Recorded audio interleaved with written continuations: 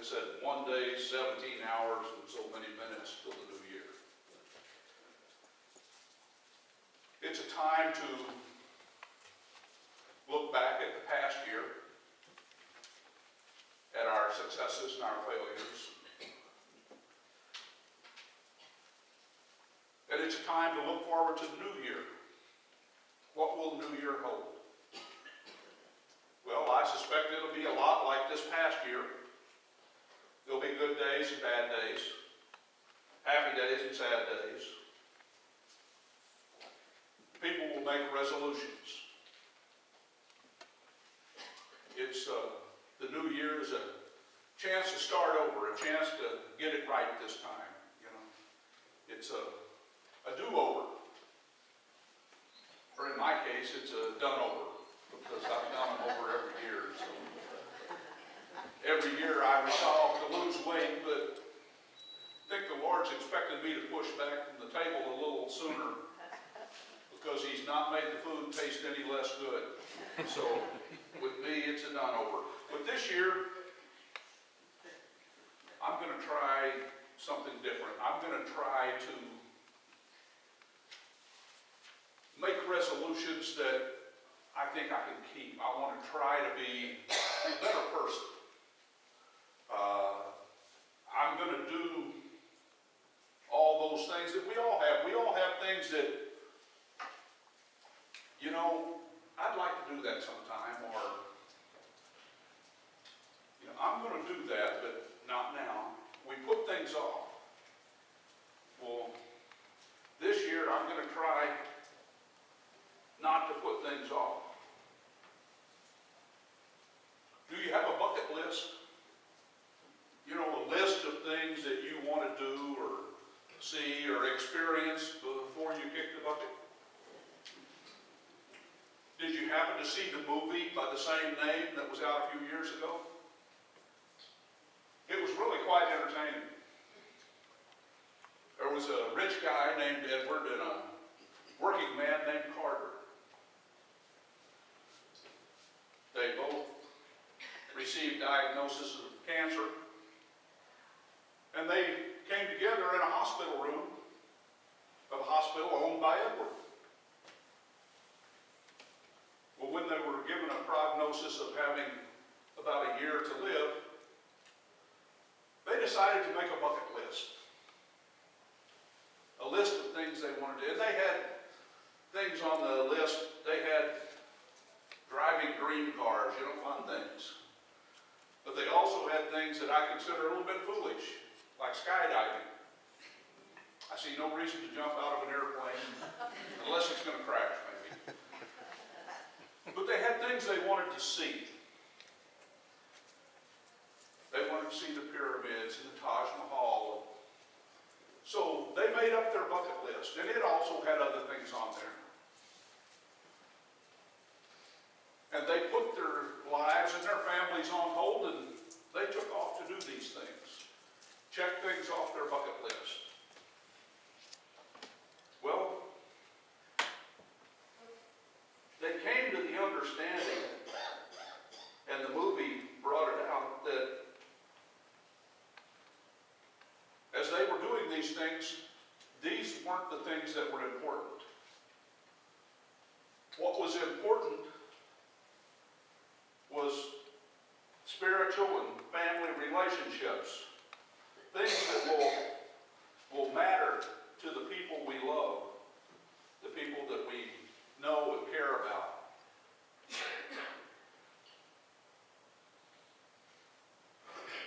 You see, death comes whether you're ready or not. It comes whether you make a bucket list or not. You can make plans, but the only plan that matters is God's plan. During Barb's recent victory over cancer, I spent a lot of time at the cancer center. And as I sat there and watched people come and go, some winning their battles, some not, I watched their families and their loved ones, the people who were there with them, and how they reacted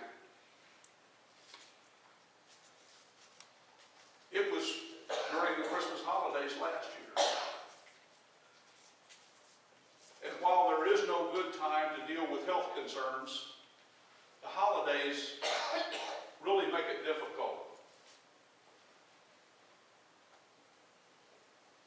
I sat and I watched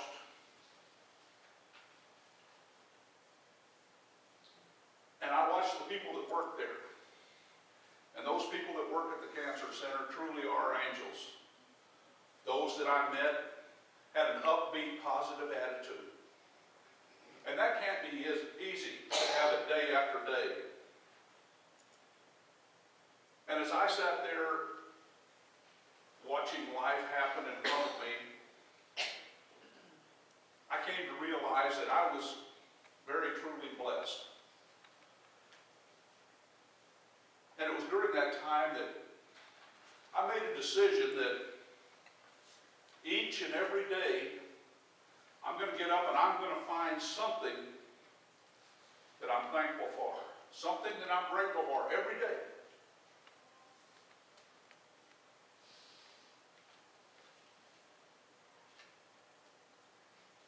I thanked God while I was there that I was blessed the way I am, because I realized life is fragile. And I realized that before I ask God for blessings or something that I think I want or something I think I need to stop and thank Him for all the blessings He's already given me.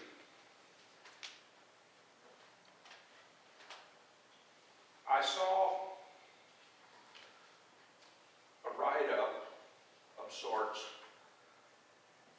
that I apologize, I don't know who did it or exactly where it came from, but I remembered parts of it and I wrote it down because I wanted to share it with you. It says, I asked God for strength so that I might achieve. I was made weak so that I could learn to humbly obey. I asked for health so I might do great things. I was given infirmity so I might do better things. I asked for riches so that I could be happy. I was given poverty that I might be wise.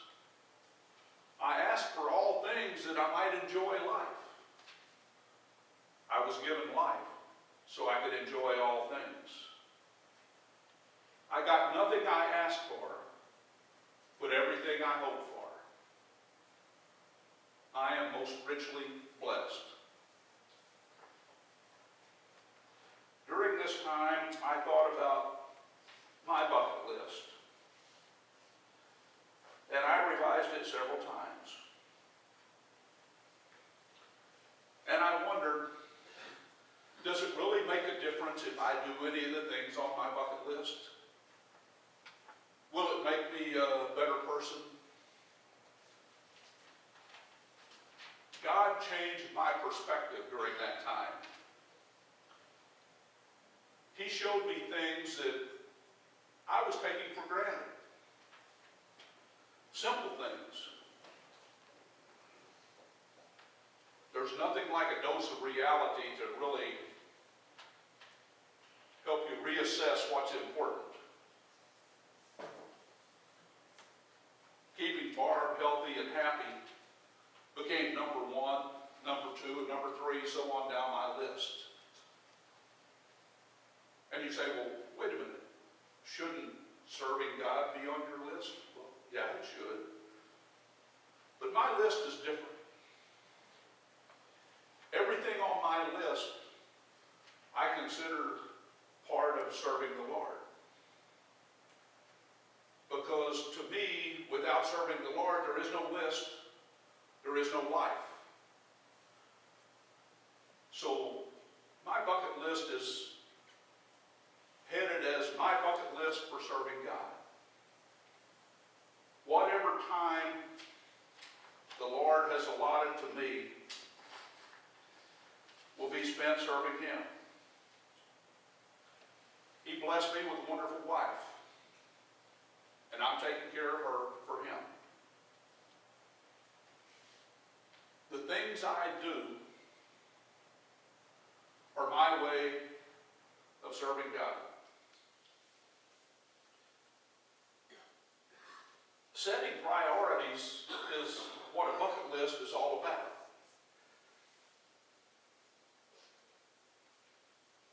And you wonder, what difference will I have made in the world when I am gone? Or will I have made a difference? Am I doing anything to improve that?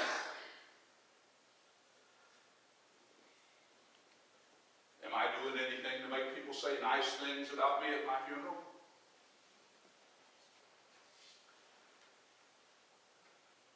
Priorities.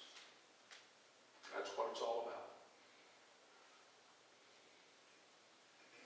The Lord has given us all abilities in the gifts that He gives us. And it's up to us to use those gifts. So, what are we doing with the gifts He gives us? Are we honing them and making them better? Are we hiding them? It could be a gift of any sort. A gift of music. A gift of woodworking. Whatever it is, it's a gift from God. Use it. That's why He gave it to you.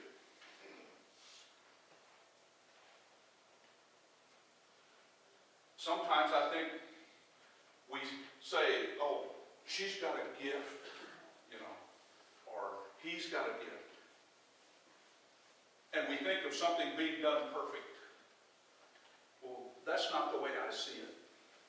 The way I see it, a gift is doing whatever the Lord asks me to do. And if it needs to be perfect, He'll make it perfect. It won't be me, it'll be Him.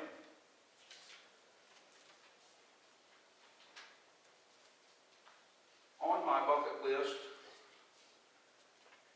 is to see the many wonders of the world. Not necessarily the man-made wonders, but the wonders that God has presented to me. As I think about all the wonderful things to be seen, I realize that having seen the birth of my children is going to be way high on the list. There's a lot of beautiful things to see, but that's among the best. God has put beauty all around us, and what are we doing? Sometimes we're not seeing, or sometimes we're just not recognizing. Someone will point out a beautiful sunset, and I look, and it's beautiful. And I think to myself, how did I fail to see that on my own? Why did somebody have to point it out to me? There was a blind man who once asked a wise leader, he said, is there anything worse than losing your sight? And the wise leader thought about it and said, yes, losing your vision. To see is wonderful, but to see fully, to see everything is vision. We move at the pace of the world, and because of that, we miss a lot. The old adage that we should stop and smell the flowers, that's true for all of us. We fail to see or fail to recognize all the wonders that God has put out there for us. There's a story about a young mother who was fixing lunch for herself and a friend of hers who was visiting with her. And while she was fixing lunch, her 3-year-old kept coming in and saying, Mommy, Mommy, come see this. And she would stop what she was doing and go see what the child had to show her. And after several interruptions, Her friend asked her, said, doesn't it annoy you to keep being interrupted? She said, yes, it does. But I brought that child into this world, and the least I can do is help her discover it and see what she finds.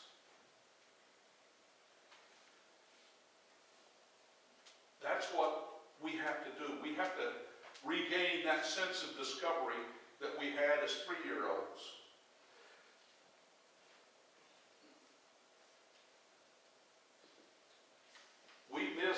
We move at the pace of the world and we miss so much. But a 3-year-old misses hardly anything. You don't believe me? Say something you shouldn't in front of a 3-year-old. When my sister was 3 or 4 years old, my mother had a dress she liked to wear at special occasions, and she took very good care of it. She hand washed it. She took it out and hung it on the clothesline to dry. And when she went to retrieve it, she's headed out across the yard to get the dress, not knowing my sister was just 3 steps behind her. My mother got close and could see, and she exclaimed, "That damn bird crapped on my dress." Needless to say, 3 days later, at the babysitter's house, my sister announced, "That damn bird crapped on my mommy's dress."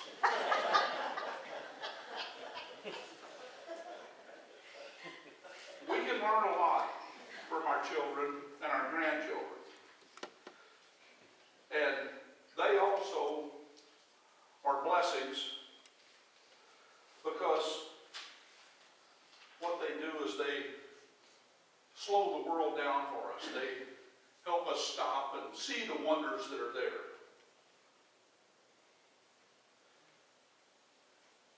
They also are gifts because we can teach them and cherish them. But we can learn a lot from them too.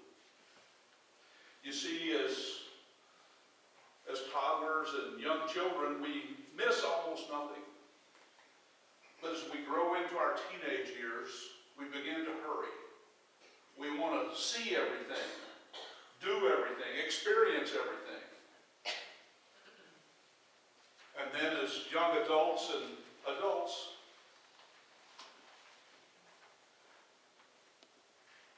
we get into the rat race. And we're going so fast we don't see things. That's why we need to stop and smell the roses. I'm not saying quit your job, but what I'm saying is don't let the rat race blind you. Don't let it take away your vision.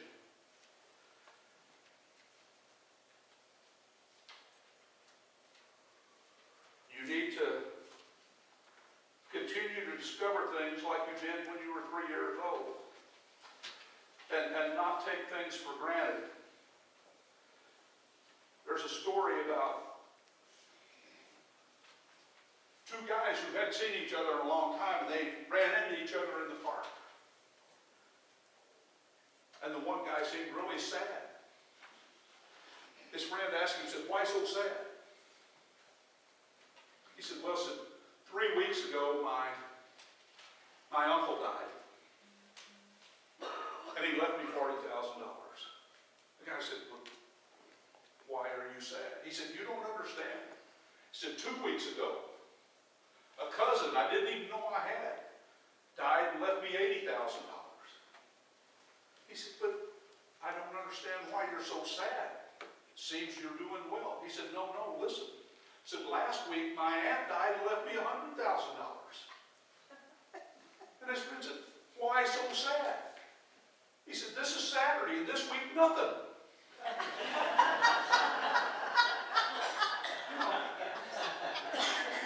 We start taking things for granted. It's very easy to take things for granted. You see, we have to use the gifts that God gave us slow the world down, and enjoy what He's done for us. There's a joy and a peacefulness that comes from doing God's work.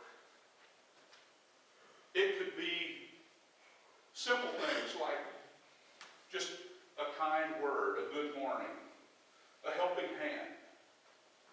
Any simple act of kindness can bring you joy from the reactions you get from the people who are on the other side of those actions.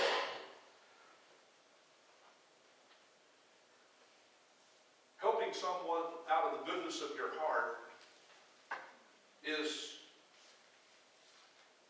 a simple act of kindness. In the movie The Bucket List, one of the things on their list was do something nice for a complete stranger. There's personal joy to be gained from doing these things. Serve the Lord. Complete your bucket list. If there's something you want to do, do it. If there's something you want to see it. You can serve the Lord with whatever gifts you have. Enjoy the wonders of the world that God has presented. He put them there for us.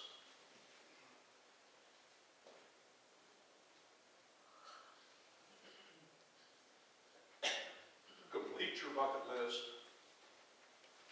and serve the Lord. Amen.